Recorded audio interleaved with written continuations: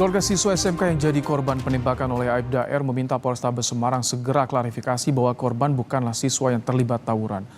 Hal ini menurut keluarga korban perlu dilakukan usai Kabid Propam menyatakan kasus penembakan tidak terkait tawuran. Keluarga mendesak agar dikembalikan nama baik korban. Keluarga tetap meminta Aibda R diproses hukum karena telah menghilangkan nyawa korban. Belum ada istilahnya bukti-bukti yang kuat untuk menjerumuskan ke situ. Jadi saya mohon dari Bapak Kapolrestabes khususnya segera mengklarifikasi apa yang disampaikan kemarin bahwasanya saudara saya Gama adalah anggota KREA atau anggota gangster atau apa itu, tolonglah segera diklarifikasi. Untuk kita dari pihak keluarga tetap kita pantau kasus ini biar intinya diadili dengan seadil-adilnya aja.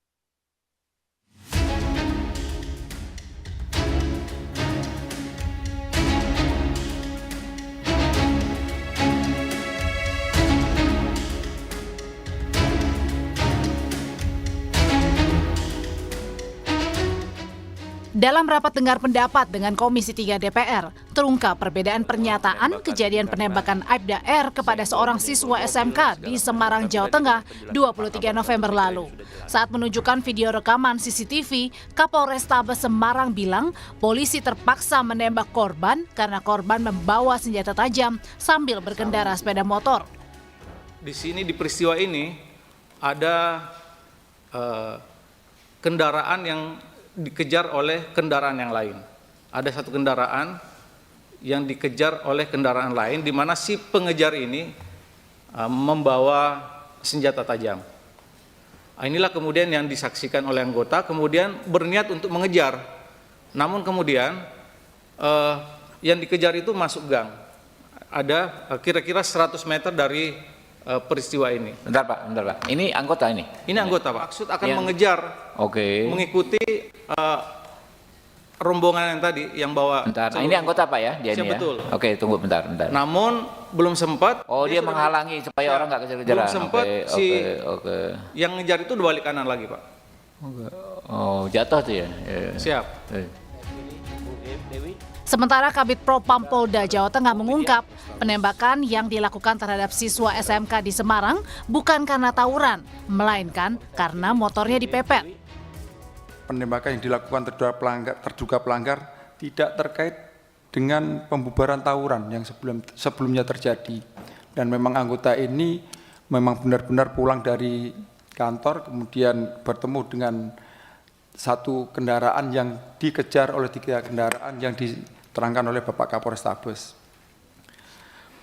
Kemudian motif penembakan yang dilakukan oleh terduga pelanggar dikarenakan pada saat perjalanan pulang ini mendapati satu kendaraan yang dikejar kemudian memakan jalannya terduga pelanggar, jadi kena pepet dan akhirnya hingga terduga pelanggar menunggu seperti yang dijelaskan Pak Kapolrestabes, menunggu 3 orang ini putar balik kurang lebih seperti itu sehingga terjadilah penembakan. Anggota Komisi 3 fraksi PDI Perjuangan Iwayan Sudirta mengingatkan agar Kapolrestabes Semarang tak melindungi anggotanya yang bersalah. Khusus kepada Pak Kapolrestabes yang saya dengar reputasinya bagus. Ya, saya dengar. Karena itu saya berharga untuk menyampaikan saran. Pak, jangan pasang badan melindungi anggota dalam kasus ini, Pak. Cintai kepolisian dengan bertindak tegas. Kalau dia salah, lakukan kesalahan.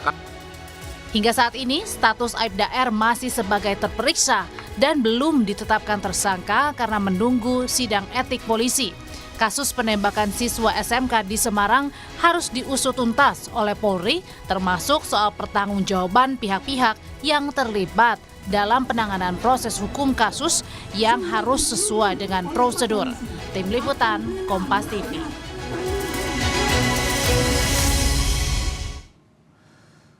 Dalam rapat dengar pendapat dengan Komisi 3 DPR terungkap perbedaan pernyataan kejadian penembakan Aibda R kepada seorang siswa SMK di Semarang, Jawa Tengah 23 November lalu. Bagaimana keluarga menyikapi kasus ini? Kita berbincang dengan Erwin, paman korban penembakan Aibda R. Selamat petang Pak Erwin. Halo, selamat petang. Baik, Pak Erwin kemarin yang hadir dari polisi, apakah dari keluarga juga sempat diundang sebetulnya hadir di Komisi 3 DPR?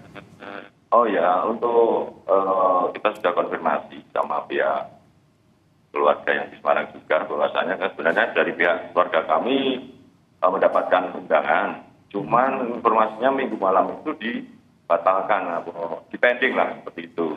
Jadi dari pihak keluarga kami tidak ada yang mewakili ke sana.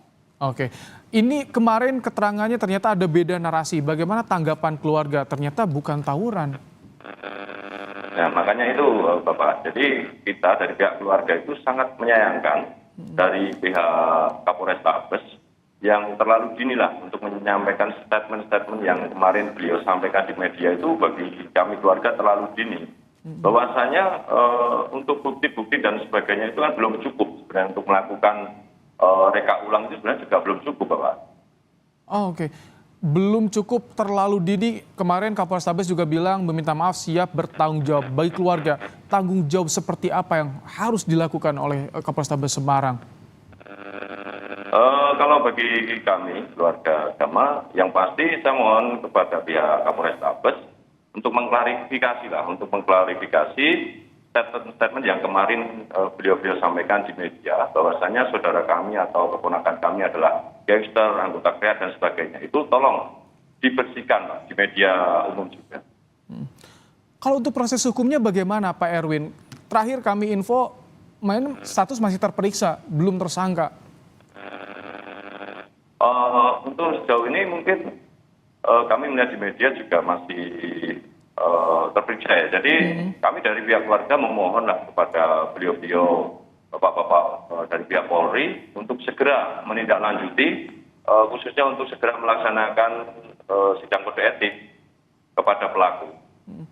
Kalau saat ini upaya untuk mencari keadilan yang dilakukan oleh keluarga, apa saja Pak Erwin? Kalau kami dari pihak keluarga yang pasti itu saja Pak, kami selalu berkomunikasi antara kami keluarga di Sragen dan juga di Semarang, dan kami juga berusaha untuk mencari mungkin bukti-bukti yang sekiranya nanti menguatkan untuk saudara agama biar keluar dari istilahnya anggapan mereka sebagai anggota gangster dan sebagainya itu. Ini ada rencana menuntut pidana pelaku penembak, karena kan saat ini masih dipatsuskan untuk sidang etik, atau Kapolres juga. Ada tuntutan pidana tidak dari keluarga rencana?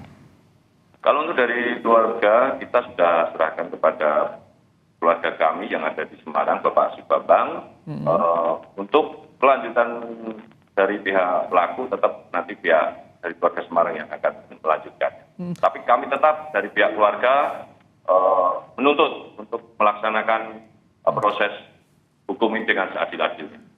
Pak Erwin, tempo hari sempat ada kabar intimidasi. Bagaimana saat ini ketika sudah ada DPR, apakah masih ada intimidasi pada keluarga soal ini Pak Erwin? Sejauh ini setelah kemarin ada pertemuan di DPR tidak ada intimidasi pada keluarga kami dan juga dari pihak keluarga kita yang di Semarang tidak ada. Apa saja yang sudah disampaikan oleh polisi dari Polrestabes Semarang kepada keluarga yang di Semarang ataupun juga yang di Sragen, Pak Erwin, untuk kasus ini? Untuk kasus ini mungkin yang intens langsung berhubungan beliau Bapak Subabang, Bapak. Oh, jadi menyerahkan pada keluarga yang di Semarang? Siap. Baik. Untuk yang kasus intimidasi, bisa sedikit cerita bagaimana saat itu terjadi dan bagaimana keluarga merespons adanya dugaan intimidasi tersebut, Pak Erwin? Untuk kasus intimidasi itu kita dari pihak Sragen untuk persisnya seperti apa memang kita tidak tahu. Cuman kalau memang itu dibutuhkan bisa langsung berkonfirmasi dengan keluarga kita yang ada di Semarang. Baik, terima kasih Pak Erwin, paman korban penembakan siswa SMK di Semarang, Jawa Tengah, telah bergabung di Kompas Petang sore hari ini.